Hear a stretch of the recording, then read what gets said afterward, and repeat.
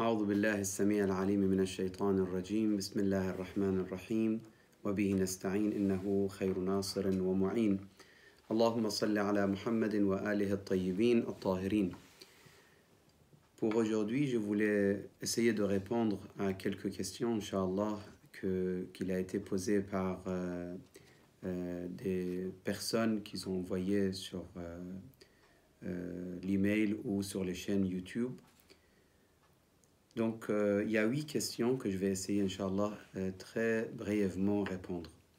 Bien sûr, chaque question, il peut être traité, approfondi beaucoup plus que ça, mais Inch'Allah, avec mes connaissances modestes, mes modestes connaissances, je vais essayer d'avoir une réflexion sur les questions. Première question qui a été posée, est-ce que le prophète mettait quelque chose devant lui pour prosterner dessus? Lorsqu'il faisait sujoud, est-ce qu'il prosternait sur quelque chose, il mettait quelque chose ou pas? Donc, bien sûr, sur cette question, on a eu l'occasion d'avoir des échanges sur pourquoi les chiites, ils prient sur une pierre. Mais rapidement, oui, ils mettaient quelque chose. Ils mettaient, ou bien il y avait des tapis en hasir, ça veut dire natte, qui étaient devant lui, fabriqués de feuilles de palmier. Donc, le khummara, vous pouvez trouver le hadith dans les sahih également. Kana Rasulullah sallallahu alayhi wa sallam yusalli ala al-khummara. Mais d'autres hadiths même que vous pouvez le retrouver ala hasir. Carrément, c'est clair que sur justement tapis fabriqués avec les feuilles de palmier. Bien sûr, on a d'autres hadiths que vous pouvez également trouver dans les sahih. Je parle toujours des sources des frères de Ahl Sunnah.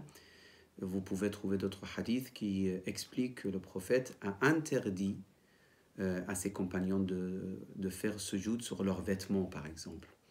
Je ne vais pas rester beaucoup sur cette question, c'est juste rapidement. Après, il y a une autre personne, peut-être frère, a posé une question en disant si je n'ai pas une pierre, ça veut dire je ne prie pas.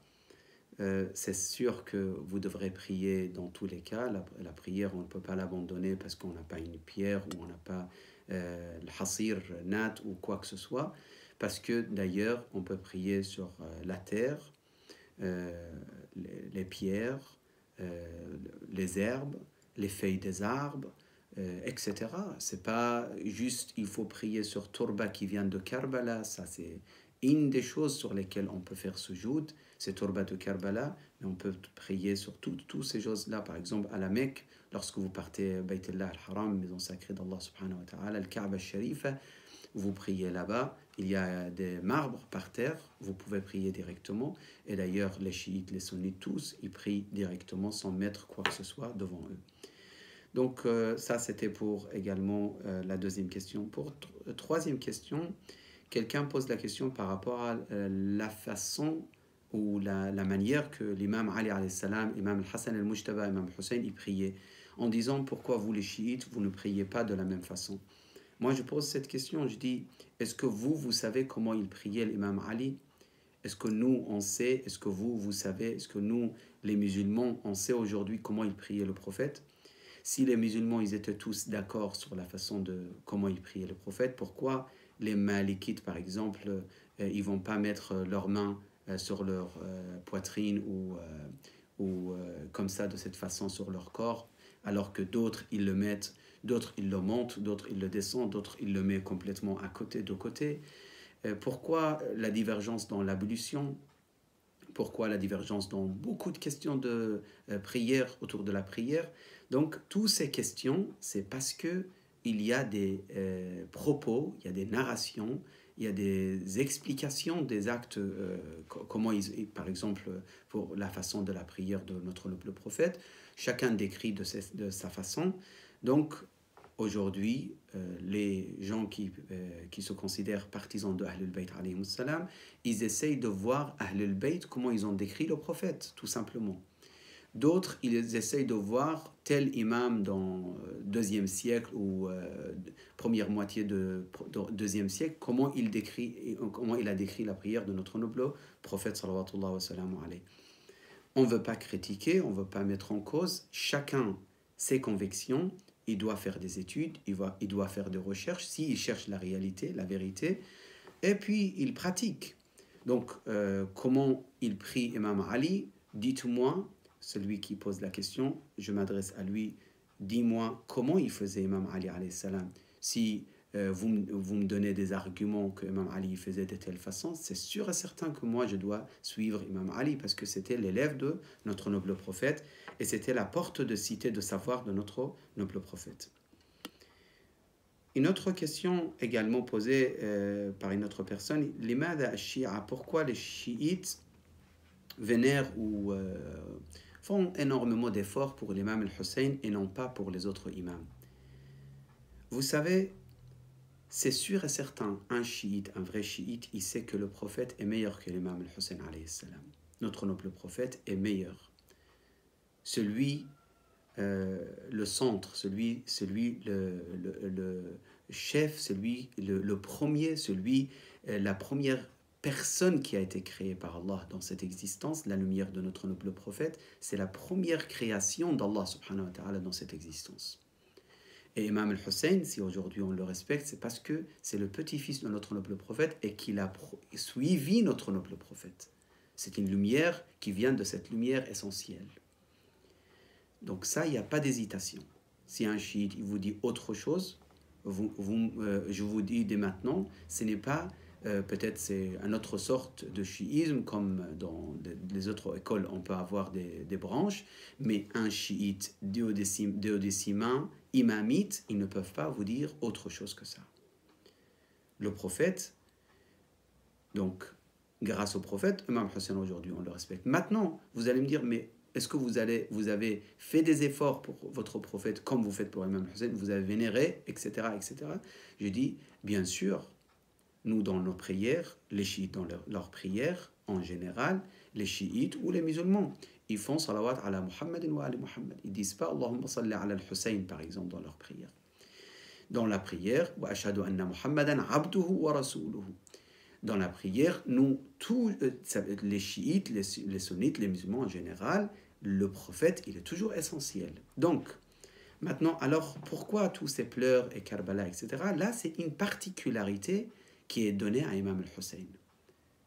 Particularité, ça ne veut pas dire supériorité, ça ne veut pas dire il est mieux que quelqu'un d'autre. Mais il a certains points spécifiques ou particularités. Le martyre de Imam al-Hussein, ça fait quelque chose de spécial. Et c'est une chose qui a fait pleurer l'imam Amir al-Mu'minin, le prince des croyants, Ali ibn Abi Talib, et qu'il a fait pleurer notre noble prophète dans les sources sunnites et chiites. Le prophète a pleuré lorsqu'il a su comment ça va se passer pour Imam al-Hussein à Karbala. C'est une question très sensible, mais ça doit être approfondi. Désolé, je passe, mais juste... Je vais terminer avec ça. Après, peut-être on aura l'occasion de plus parler de ça. Imam al-Hussein alayhi salam a des particularités comme le fait qu'il est tombé martyr pour le chemin d'Allah subhanahu wa ta'ala. Et n'importe quelle personne qui aime le prophète Mohammed, il ne se sent pas gêné de fait que les chiites pleurent Imam al-Hussein. Lui-même, il va pleurer Imam al-Hussein. Si n'importe quelle personne, que ce soit sunnite ou chiite ou autre, qu'il connaît les valeurs de la liberté de l'homme sur cette terre et la liberté mentionnée par le Coran et Ahl al-Bayt, il comprend que l'imam al-Hussein il a laissé des traces extraordinaires sur cette terre et que lui également il doit pleurer l'imam al-Hussein. C'est pas que aux chiites a pleuré l'imam al-Hussein. D'ailleurs, il faut savoir qu'il y a beaucoup de sunnites dans le monde entier. Ils vivent la tristesse de Ashura, que ce soit au Pakistan, Afghanistan, etc., ailleurs. Même dans d'autres pays, cette question déjà, il doit être, Inch'Allah, plus tard peut-être, on aura l'occasion d'en parler. Une autre question, pourquoi demander le secours à Fatima al-Zahra dans Mafatih al-Jinan? Je pense que la personne qui a posé cette question, il doit un petit peu faire de recherche sur la question, je propose en tout cas, sur la question de l'intercession. Et bien sûr, peut-être il a des connaissances, mais approfondir la connaissance, les questions de l'intercession qui existent dans le Coran, qui existent dans les propos prophétiques, qui existent dans les propos des imams, alayhi salam, c'est une réalité que la majorité des musulmans acceptent. que ce soit en pays arabes, au Hijaz ou ailleurs, ou dans le monde entier. La question de l'intercession, c'est une réalité. Donc l'intercession, ça veut dire quoi? Ça ne veut pas dire que tu demandes l'aide à la personne en pensant que c'est lui indépendamment qui va t'aider et que Dieu n'a rien à voir. Astaghfirullah, ça n'a rien à voir avec la vision de l'islam ou Ahl al-Bayt. Mais ça veut dire, tu demandes l'aide à notre noble prophète, Ya Rasulallah, par exemple, tu demandes secours au prophète, en sachant que le prophète, il demandera à Allah subhanahu wa ta'ala. Man dha alladhi yashfa'u 'indahu illa bi'idhnih. Donc avec la permission de Dieu, celui qui peut avoir ce pouvoir d'avoir l'intercession, c'est avec idhnillah, avec la permission d'Allah subhanahu wa ta'ala. Mais vous pouvez voir, il y a des articles, il y a des écrits, il y a des vidéos qu'ils ont fait, peut-être même en français vous trouvez, sur l'intercession, question de l'intercession pour plus de détails.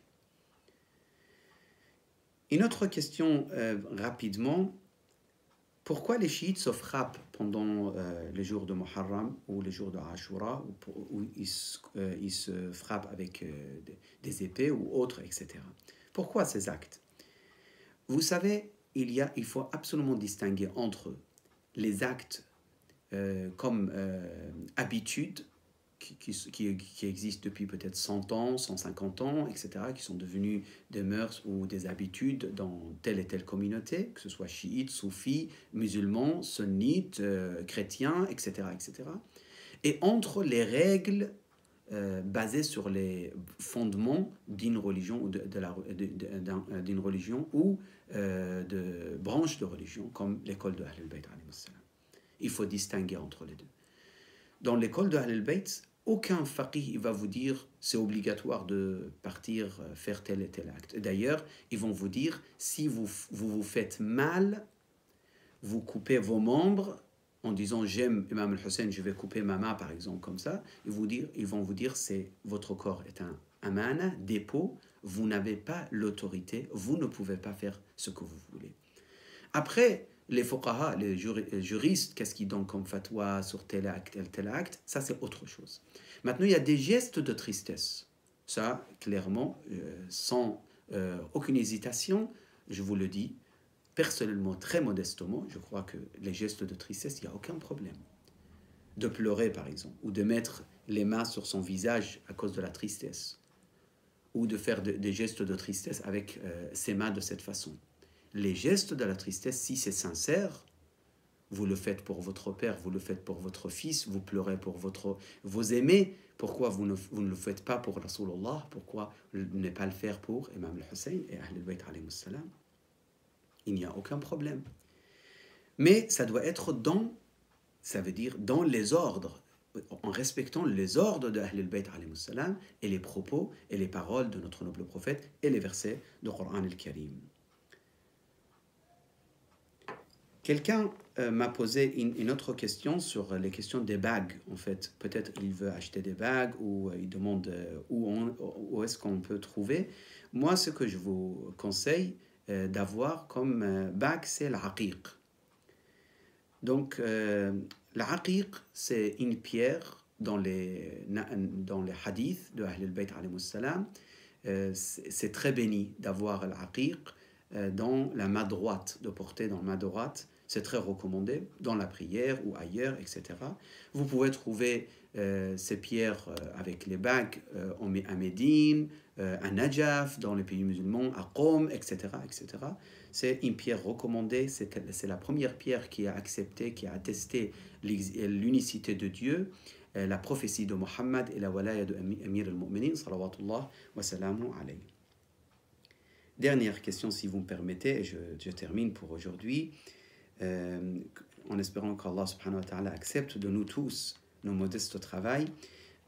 Quelqu'un a posé cette question en disant mais les compagnons ils s'aimaient entre eux, les compagnons ils étaient très bien, ils avaient très bonnes relations entre eux, donc comment vous comprenez ce point? Comment vous expliquez ce point finalement? S'ils se respectaient, etc., pourquoi vous dites, les chiites, qu'il y avait des soucis, il y avait des problèmes, etc., entre les compagnons? Moi, cette question, je pense que ça mérite d'être étudiée en détail, et peut-être ça mérite que je fasse quelque chose, je prépare quelque chose un peu plus en détail, mais juste pour répondre rapidement, je réponds de cette façon. Je demande à celui, avec tous mes respects, celui qui a posé cette question, je lui dis, si vous dites que les compagnons, ils étaient très bien ensemble, je vous pose cette question, que ce soit avant la mort de notre noble prophète et le décès de notre noble prophète, sallallahu alayhi, ou après, toutes ces divergences entre les compagnons, alors comment vous l'expliquez? Les compagnons qui s'insultaient entre eux, les compagnons qui se mettaient à la guerre l'un contre l'autre. Az-Zubayr, il était où, Zubayr? Juste après le décès de notre noble prophète. Abu Dhar, il était où? Miqdad, il était où? Ammar, il était où? Abu Dhar, pourquoi il a été chassé de Médine? Pourquoi Ar-Rabada? Pourquoi toutes ces souffrances entre les compagnons? Pourquoi Fatima alayhi salam, il ne veut pas accueillir, il ne veut pas voir les compagnons? Pourquoi il faut partir par force, ramener l'imam Ali? Vous allez peut-être me poser la question, mais ça c'est dans les sources chiites. Tout ce que je vous raconte jusqu'à là, c'est des détails qui existent dans les sources des musulmans et non pas dans les sources chiites. Dans les sources chiites, il y a encore plus de détails. On sait très bien, Saad ibn Abada, il a été tué, le grand chef de l'Ansar. Pourquoi? Pourquoi Abu Dhar? Pourquoi Miqdad? Pourquoi tous ses compagnons? Pourquoi toutes ces souffrances? Pourquoi l'imam Ali, il s'est passé ce qui s'est passé pour lui? Pourquoi l'Abbas, il avait des soucis et plusieurs fois il a déclaré les soucis entre les compagnons? Pourquoi tout ça? Si quelqu'un il fait une bonne lecture dans l'histoire, il comprend qu'il y avait des problèmes, il y avait des soucis. Maintenant, est-ce qu'il faut savoir tous les détails des soucis? Moi, je ne vous conseille pas de savoir tous les détails, mais moi, ce que je propose, c'est de savoir tout ce qui est important pour choisir votre école et votre pensée.